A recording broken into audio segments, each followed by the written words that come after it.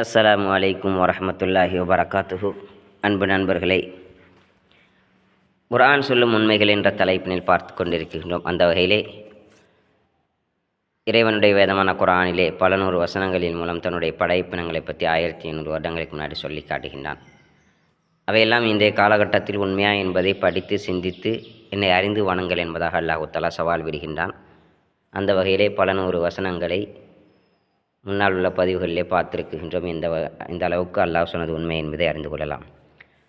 அந்த அல்லாஹ் யார், அவன் எப்படிப்பட்டவன் என்பதை அறிந்து கொள்ள கட்டாய கடமைப்பட்டவர்களாக இருக்கின்றோம். அந்த வகையிலே அத்தியாயம் 2 255வது வசனத்திலே தன்னுடைய தன்மைகளை பற்றி அல்லாஹ் சொல்லுகின்றான். அல்லாஹை தவிர வேறு யாருக்காவது இது பொருந்துகின்றதா என்பதை படியுங்கள், சிந்தியுங்கள், பிறகு என்னை வணங்குங்கள் என்பதாக இறைவன் சொல்லி காட்டுகின்றான்.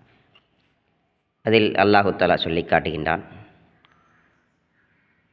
வணக்கத்திற்குரியவன் அல்லாஹ் ஒருவனை தவிர வேறு இறைவன் இல்லை என்பதை ஆணித்தனமாக தெளிவான முறையில் இறைவன் சொல்லி காட்டிவிட்டு, அது எப்படி என்பதாக மனிதர்கள் கேட்டால் தன்னுடைய தன்மைகளை சொல்லுகின்றான்.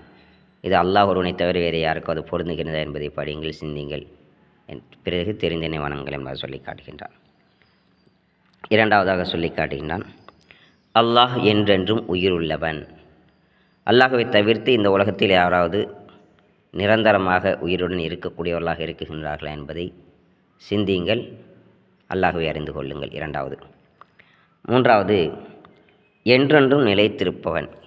இந்த உலகத்தில் படைக்கப்பட்ட அனைத்து வஸ்துக்களும் குறிப்பிட்ட கட்டத்திற்கு படைக்கப்பட்டுள்ளது. மனிதர்களாக இருந்தாலும் சரி, உயிரினங்களாக இருந்தாலும் சரி, மரம் செடி கொடிகளாக இருந்தாலும் சரி, வானங்களாக இருந்தாலும் சரி, பூமிகளாக இருந்தாலும் சரி, ஒரு நாள் அழியக்கூடியதாகவே அல்லாஹ் படைத்திருக்கின்றான் என்பதை இந்த உலகத்தின் செயல்பாடுகளை பார்த்து சிந்தித்து தெரிந்து கொள்ளலாம்.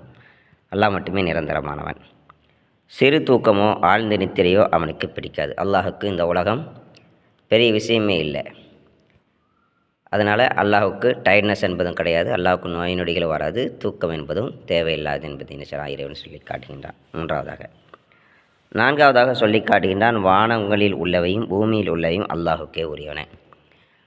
ஏன்னா எல்லாத்தையுமே அல்லாஹ் தான் செயல்படுத்திக்கணும். தன்னுடைய அருள்முறை குர்ஆனில் தன்னுடைய படைப்பினங்களை பற்றி சொல்லி காட்டுகின்றான். எல்லாத்தையும் நானே செயல்படுத்திக்கணும். எப்படியெல்லாம் செயல்படுகின்றது என்பதையும் குர்ஆனில் சொல்லியிருக்கேன். அதையெல்லாம் படியுங்க, சிந்திங்க, பிறகு என்னை தெரிந்து வணங்கள் என்பதாக அல்லாஹ் தஆலா சொல்லி காட்டுகின்றான்.